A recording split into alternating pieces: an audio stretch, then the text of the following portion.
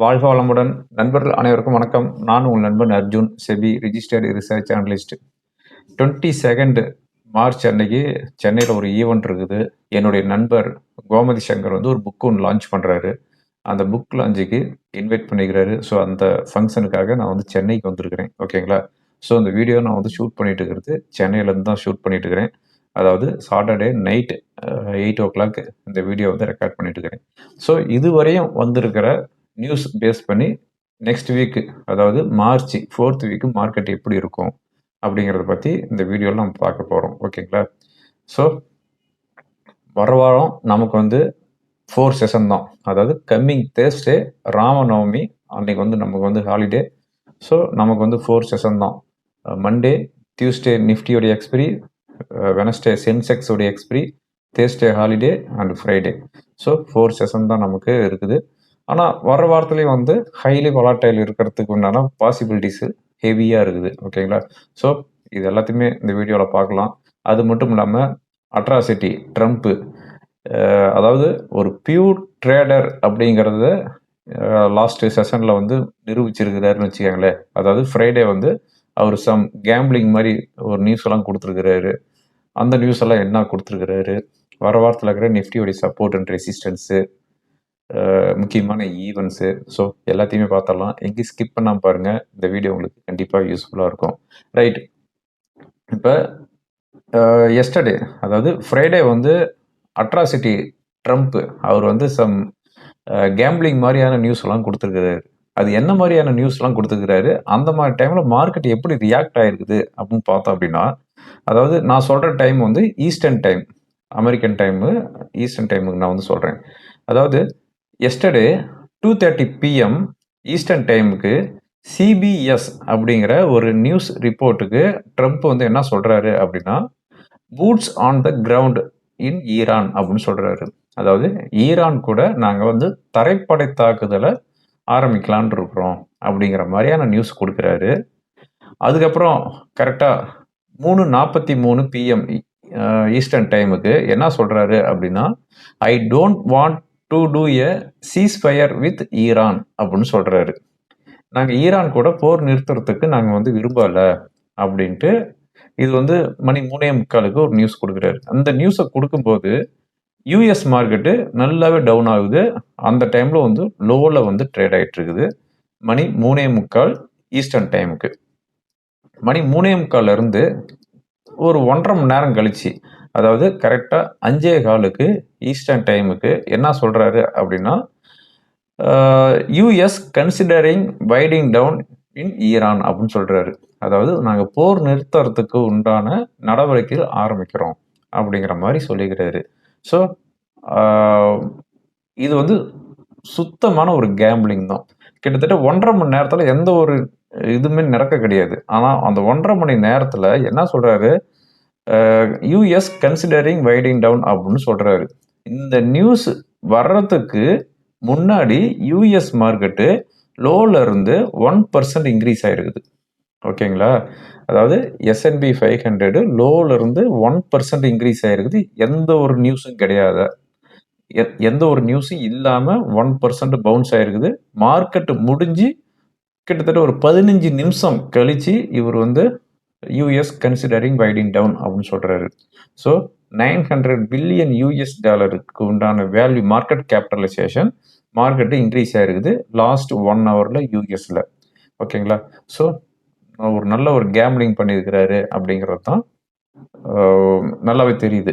இன்னும் ஒரு நாள் இருக்குது. இன்னும் சண்டே அன்னைக்கு வந்து எந்த ஒரு நியூஸும் கொடுக்கல அப்படிங்கிற பட்சத்தில் இவர் சொன்ன யூஎஸ் கன்சிடரிங் வைடிங் டவுன் அப்படின்னு சொன்ன அந்த நியூஸுக்கு குளோபல் மார்க்கெட் எல்லாமே வந்து ரியாக்ட் ஆகும். ஸோ மண்டே மார்னிங் ஓப்பனிங் என்ன அப்படிங்கிறது இந்த நியூஸ் பேஸ் பண்ணி தான் இருக்குது. ஓகேங்களா?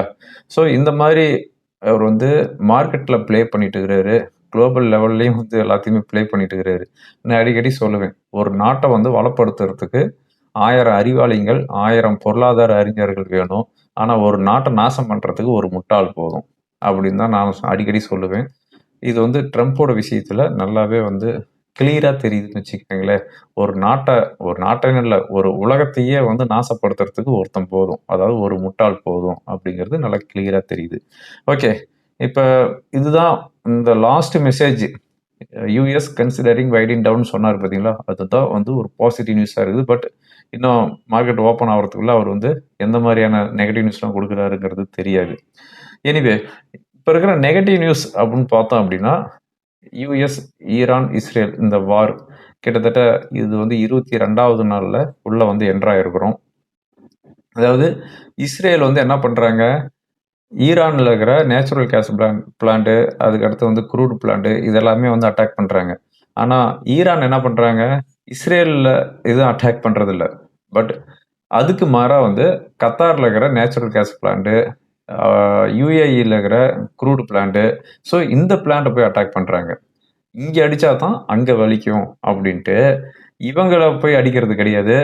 இவங்களுக்கு உதவி பண்ற நாட்டுக்கு போய் அதாவது மிடில் ஈஸ்ட் கண்ட்ரில போய் ஈரான் வந்து அட்டாக் பண்ணுது. ஸோ இந்த லாஸ்ட் வீக் என்னாச்சு? லாஸ்ட் வெட்னஸ்டே இஸ்ரேல் வந்து ஈரான் அட்டாக் பண்ணாங்க. ஈரான் வந்து கத்தார்ல இருக்கிற ஒரு மிகப்பெரிய நேச்சுரல் கேஸ் பிளான்ட் வந்து அட்டாக் பண்ணாங்க. இந்த நேச்சுரல் கேஸ் பிளான்ட் வந்து உலக லெவல்ல வந்து 20% நேச்சுரல் கேஸ் வந்து குடுக்குற ஒரு பிளான்ட். இப்ப வந்து அது வந்து டோட்டலா வந்து ஷட் டவுன் பண்ணிட்டாங்க. அதனால தான் வந்து லாஸ்ட் தேர்ஸ்டே நம்ம மார்க்கெட் ஒரு சிவியரான ஒரு selling pressure nearly 750 points down ஆனதுக்கு காரணம். ஓகேங்களா?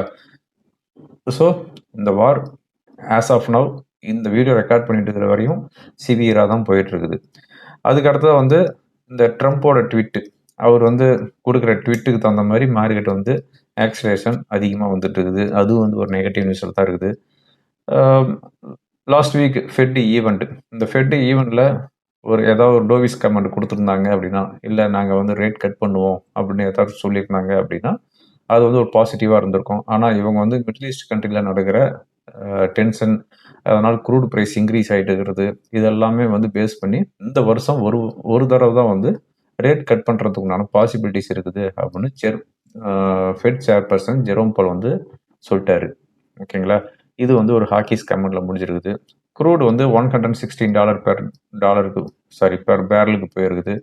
$116 பெர் பேரலுக்கு போனது இப்போ வந்து $105 பெர் பேரலுக்கு வந்து சஸ்டெயின் ஆகிட்டு இருக்குது. ஓகேங்களா? ருப்பி நான் ஸ்டாப்பாக வீக் ஆகிட்டு இருக்குதுன்னு வச்சுக்கோங்களேன். கிட்டத்தட்ட 93.2 93.4க்கு வந்துருச்சு. கவர்மெண்ட் எந்த ஒரு ஸ்டெப்பும் எடுக்கிற மாதிரி தெரியல. இதை பற்றி எந்த ஒரு பொலிட்டீஷியனுமே இதை பற்றி யாருமே எதுவும் பேச மாட்டேங்கிறாங்க. ருப்பி ரொம்ப வீக் ஆகிட்டு இருக்குது. 100 5-6 மாதம் ஆகும் நான் சொன்னேன். ஆனால் போகிற ஸ்பீடை பார்த்தா 100ங்கிறது இன்னும் 2 மாதத்துல டச் பண்ணிடும் போல தெரியுது. அதுக்கப்புறமா வந்து எஃப்ஐஸ் காரணமே இல்லாமல் அவங்க செல் பண்ணுவாங்க. இப்போ வந்து காரணத்தோட செல் பண்ணிட்டு இருக்கிறாங்கன்னு வச்சுக்கோங்களேன்.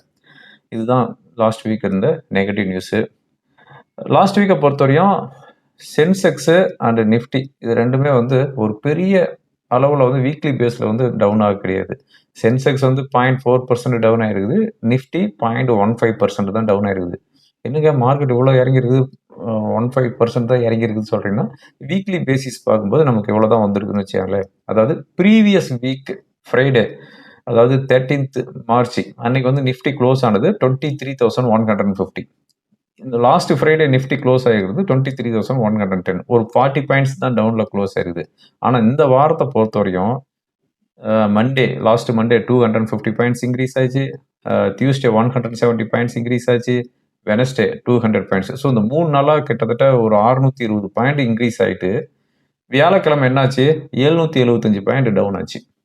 வெள்ளிக்கிழமை ஒரு 100 பாயிண்ட் ஹையில் க்ளோஸ் ஆகிருக்குது. ஸோ வீக்லி பேசிஸ் பார்க்கும்போது நம்ம மார்க்கெட்டு அதாவது ப்ரீவியஸ் வீக் ஃப்ரைடேல என்ன க்ளோஸ் ஆச்சா அதுதான் லாஸ்ட் ஃப்ரைடேலையும் வந்து க்ளோஸ் ஆகிருக்குது. ஓகேங்களா?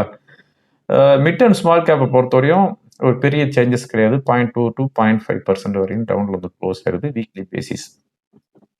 செக்டார் வைஸ் பார்க்கும்போது private bank, pharma, health care, realty, FMCG, oil and gas, defence இதெல்லாம் 1.5% to 4% வரையும் டவுனில் க்ளோஸ் ஆகிருக்குது. Auto, metal, PSU bank, IT 0.2% to 2% ஹையில் க்ளோஸ் ஆகிருக்குது. ஃபாரின் இன்ஸ்டிடியூஷனல் இன்வெஸ்டர்ஸ் என்ன பண்ணிக்கிறாங்க, கிட்டத்தட்ட 30,000 கோடி லாஸ்ட் வீக் வந்து செல் பண்ணிக்கிறாங்க. டொமஸ்டிக் இன்ஸ்டிடியூஷனல் இன்வெஸ்டர்ஸ் 30,640 கோடிக்கு வந்து பை பண்ணியிருக்கிறாங்க. ஓகேங்களா? இதுதான் லாஸ்ட் வீக்கோடைய டேட்டா. ஓகே, இப்போ வர வாரத்தில் இருக்கிற இம்பார்ட்டண்ட் ஈவெண்ட் என்னன்னு பார்த்தோம் அப்படின்னா, மண்டே எந்த ஒரு ஈவெண்ட்டும் இல்லை சொல்லிக்கிற மாதிரி. டியூஸ்டே ஜப்பானுடைய இன்ஃப்ளேஷன் இருக்குது. ப்ரீவியஸாக இருக்கிறது 1.5%. இப்போ எக்ஸ்பெக்டேஷன் 1.3%. அன்னைக்கு ஈவினிங் யூஎஸ்ஏலேருந்து குளோபல் பிஎம்ஐ டேட்டா வருது. வெனஸ்டே இங்கிலாந்துடைய இன்ஃப்ளேஷன் இருக்கிறது 3% ப்ரீவியஸாக இருக்கிறது. இப்போ ஃபோர்காஸ்ட்டு 3% தான். வேறு எந்த ஒரு இம்பார்ட்டன்ட் ஈவெண்ட் எதுவும் இல்லை. எஃப்ஐஸோட ஆக்டிவிட்டியை பொறுத்தவரையும் லாஸ்ட்டு ஃப்ரைடே அன்னைக்கு எஃப்ஐஸ் இண்டெக்ஸ் ஃபியூச்சரில் 86% ஷார்ட்டில் இருக்கிறாங்க. அதாவது ப்ரீவியஸ் வீக் வந்து நியர்லி 92% ஷார்ட்டில் இருந்தாங்க. பட் இந்த வீக்கு பார்க்கும்போது 86% ஷார்ட்டில் இருக்கிறாங்க. மற்றபடி கிளைண்ட் 67%, டொமஸ்டிக் 76%, ப்ரொப்ரேட்டர் 64% லாங்கில் இருக்கிறாங்க. ஓகேங்களா, ரைட். இப்போ ஓவரால் நம்ம மார்க்கெட் எப்படி இருக்குது, வர வாரத்தில் இருக்கிற சப்போர்ட் என்ன, ரெசிஸ்டன்ஸ் என்னன்னு பார்த்தோம் அப்படின்னா, வர வாரத்தில் இருக்கிற சப்போர்ட், அதாவது லாஸ்ட் மண்டே வந்துள்ளோ 22,950, லாஸ்ட் ஃப்ரைடே வந்துள்ளோ லாஸ்ட் தேர்ஸ்டே வந்துள்ளோ 22,930. ஸோ இந்த 22,900 ரேஞ்சு வந்து ஒரு சப்போர்ட்.